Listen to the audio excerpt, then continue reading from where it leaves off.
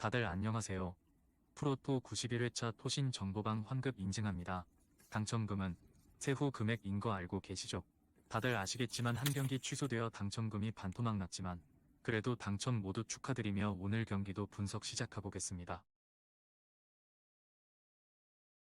금일 첫 번째 경기 볼티모어 대 캔자스시티 분석 시작해 보겠습니다.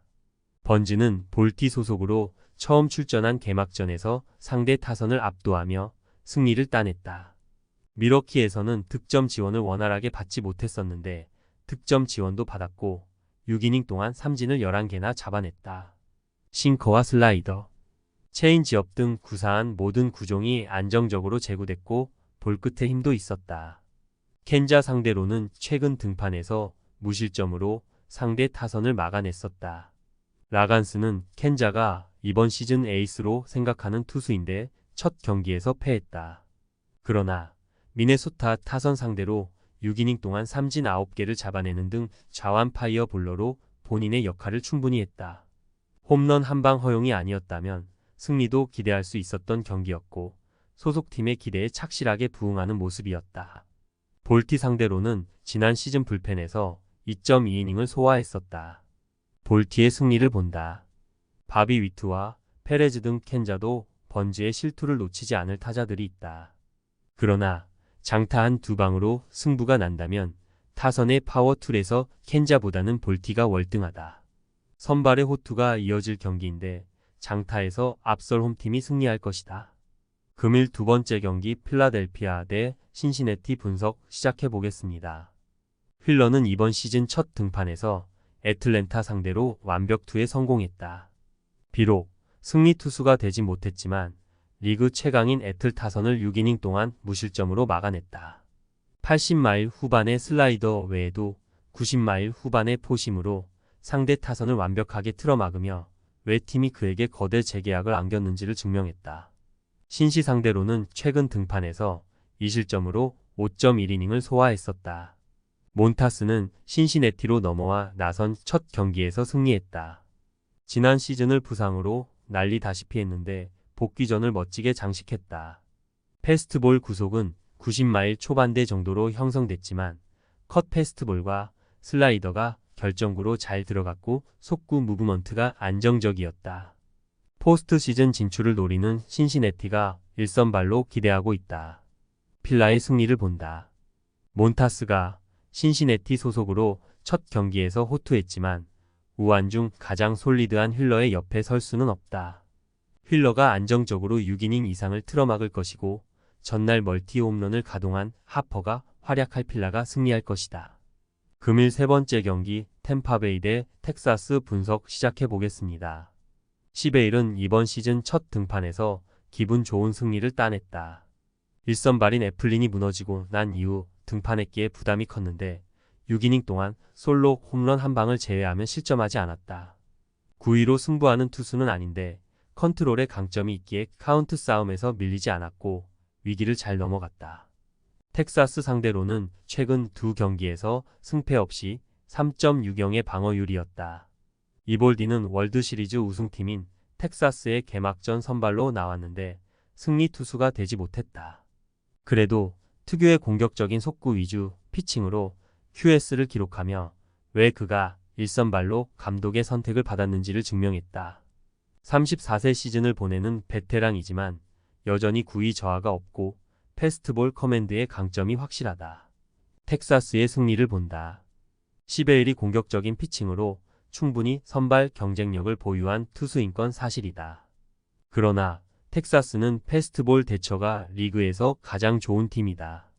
뜬금포가 나오고 있긴 하지만 시즌 초반 타자들의 컨디션 기복이 있는 템파기에 어려운 경기가 예상된다. 금일 네 번째 경기 마이애미 대 LA 에인절스 분석 시작해 보겠습니다. 퍽은 부상자가 많은 마이애미가 상위 선발로 기회를 줬다.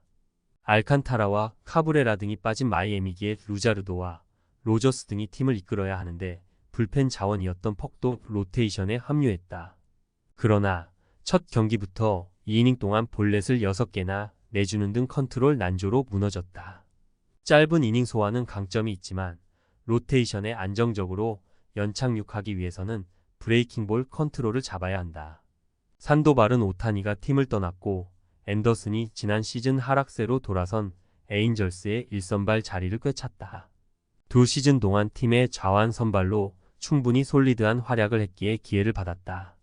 그러나 첫 경기 성적은 너무 좋지 못했다. 볼티 타선을 만났는데 중심 타선의 우타를 넘지 못하고 1.2이닝 동안 5실점으로 패전이 됐다. 때문에 이 경기를 통해 반등을 노리고 있다. 에인절스의 승리를 본다. 랜던을 1번으로 기용한 것이 실패작으로 보이지만 그래도 중심 타선에서는 좌투수의 속구를 담장 너머로 보낼 타자들이 즐비하다. 산도발이 개막전에서 부진했다고는 해도 꾸준하게 이닝 소화를 기대할 수 있는 투수기에 에인절스가 승리할 것이다. 금일 5번째 경기 밀워키 대 미네소타 분석 시작해 보겠습니다.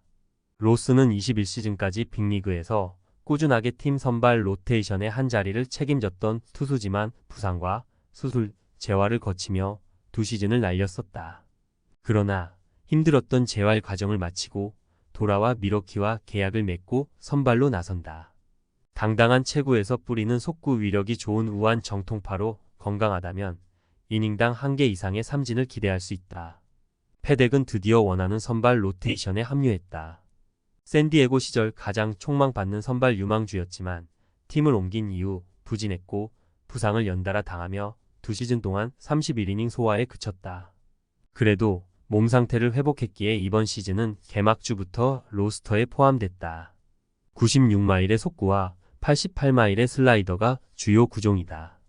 미네소타의 승리를 본다. 로스가 건강하다면 경쟁력이 있지만 3시즌 만에 돌아온 빅리그 등판이라는 점은 부담이다. 벅스턴과 코레아 등 미네소타 상위 타선이 충분히 공략할 수 있다.